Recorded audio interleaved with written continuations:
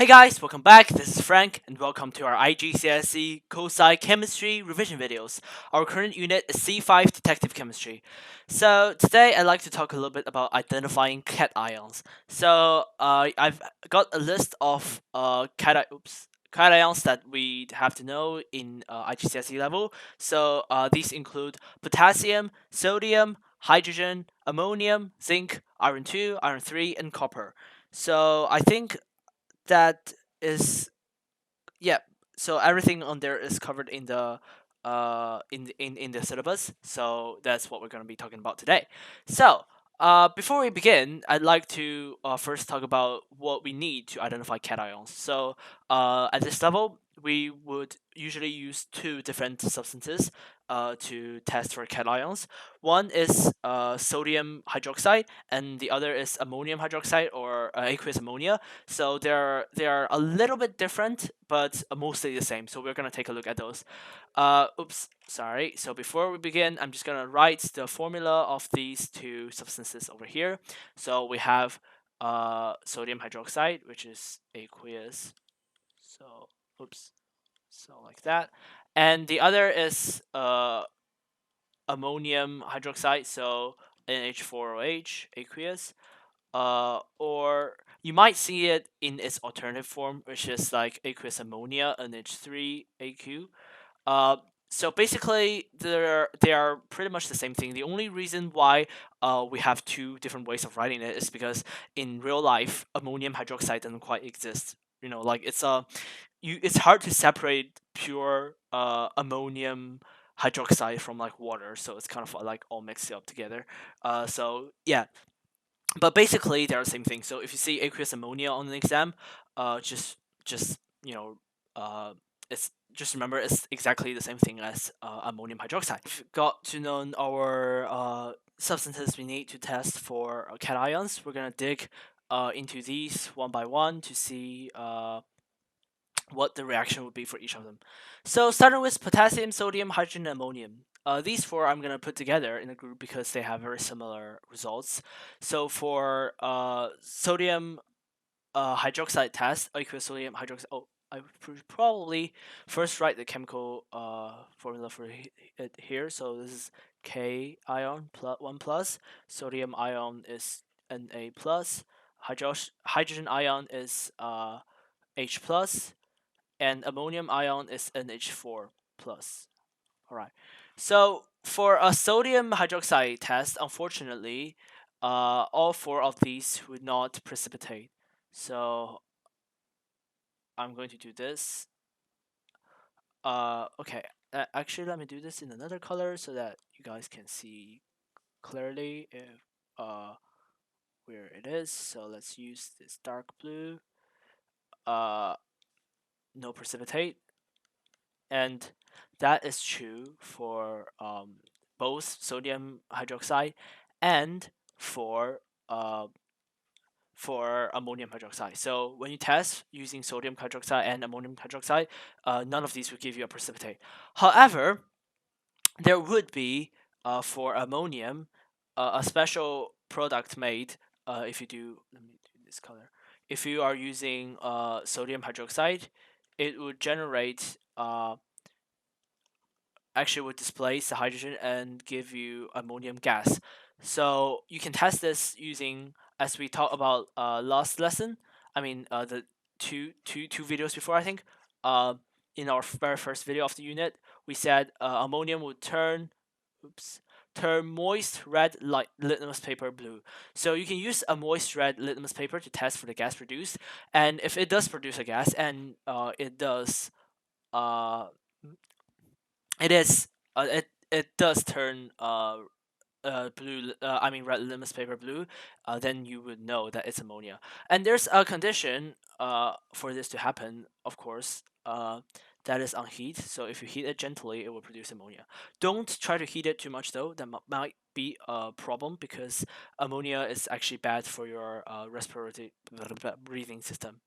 So yeah, don't breathe in ammonia, and it smells bad actually. But anyway, moving on, we have zinc. So our chemical formula for zinc is Zn2 plus. And for zinc, actually, we would have a white precipitate that is soluble in excess. So, wait, I think if I recall correctly, it would turn colorless uh, when uh, when you put. Yep, it would turn colorless in excess. So because the white precipitate is soluble, it will give you a colorless solution. And that is true actually for both sodium hydroxide and ammonium hydroxide. So I will use wrong color. I will use two ticks. So it corresponds with sodium hydroxide and ammonium hydroxide. And the reason behind this, I don't know if I have space to write it. Actually, let me move these down a bit to space these out. And yep, I need one extra line for these because I'm gonna write the equation for why this is gonna happen. So bear with me for a second. And here, all right. So the reason behind this is that uh, if we have zinc, uh, so zinc aqueous, which is 2 plus, and we have two hydroxide ions. Maybe I should write this. Two hydroxide ions would give you zinc hydroxide. So ZnOH2, which is a solid. So that's why we would see this white precipitate because zinc hydroxide is a solid and you would and it's white and dissoluble in excess actually. So if you add too much sodium hydroxide or ammonium hydroxide solution, you would the overall solution is gonna turn colorless again. All right, so that's for zinc, and for iron, I'm just gonna do Fe2 plus here quickly. For iron, it would get you what we call a dirty green solution. Dirty green precipitate. Sorry, dirty green precipitate. Uh, it's insoluble in excess.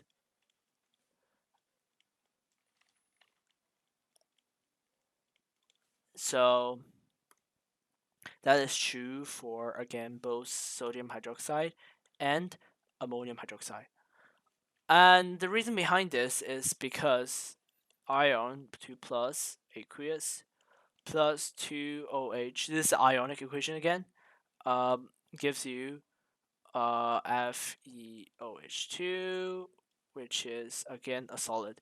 And in fact, this would not stay forever, all right? Because the oxidation state for ion 2 is not a very stable kind of thing. So it will gradually turn into ion 3, which is what we're going to talk about next. So ion 3, which is Fe3 plus, is going to give you a completely different color. It's going to give you a rusty brown solution.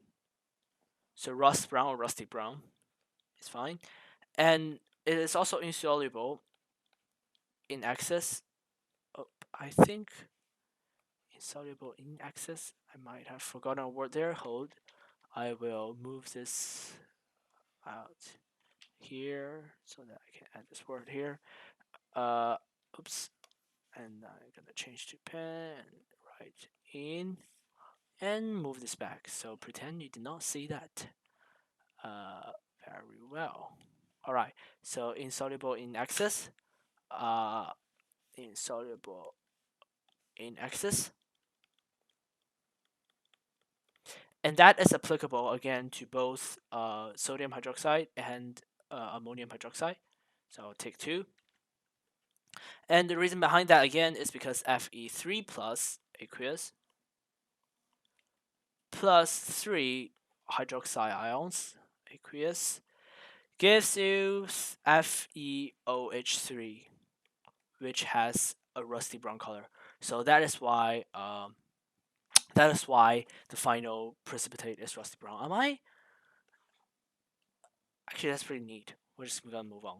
So then we have copper Cu2 plus, and it has a color that I love the most, the the light blue color as in copper sulfate solution. So it's sort of like this color I'm using right now. But anyway, it will give you oh, we have to be extremely careful on this one because it's a little bit different between sodium hydroxide and ammonium hydroxide. So I will write this here first. So for both of them, it will give you a pale blue precipitate that will happen for um, both sodium and ammonium.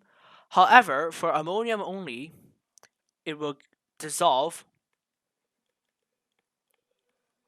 in excess and gives you a dark blue solution, or you say deep blue solution.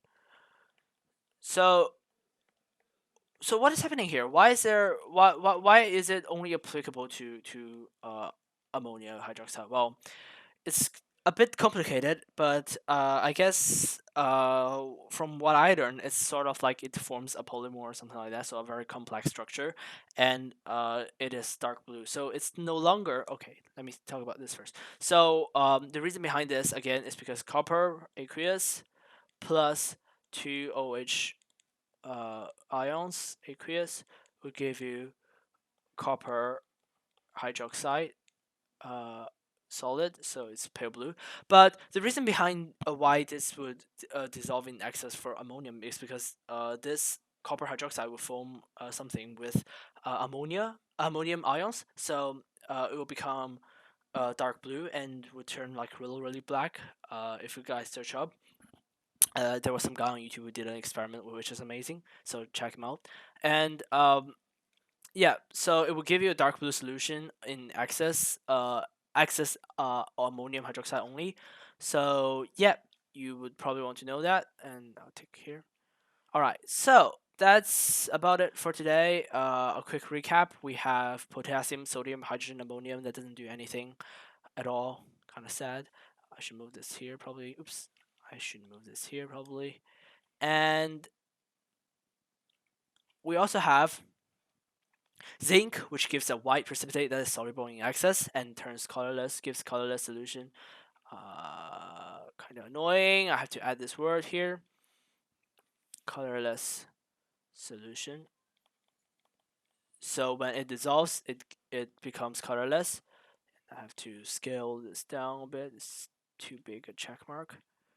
And we also have iron 2 and iron 3, which each gives you either a dirty green precipitate for iron 2 or rusty brown precipitate for iron 3. And it's insoluble in excess, so if you add excess ammonium hydroxide solution or sodium hydroxide solution, we won't do anything. It will still be insoluble. And for copper, we have a beautiful pale blue precipitate. So for copper, it's almost always pale blue or blue, so remember that. And for ammonium hydroxide only, it would dissolve in excess and gives you a dark blue solution.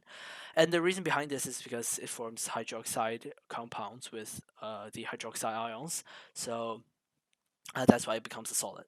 All right, so that's it from me today. And oh, I forgot to mention that cute little drawing of a cat. Hope you guys liked it. And I'll see you guys next week, where hopefully we'll be talking about testing for non-metal ions and anions.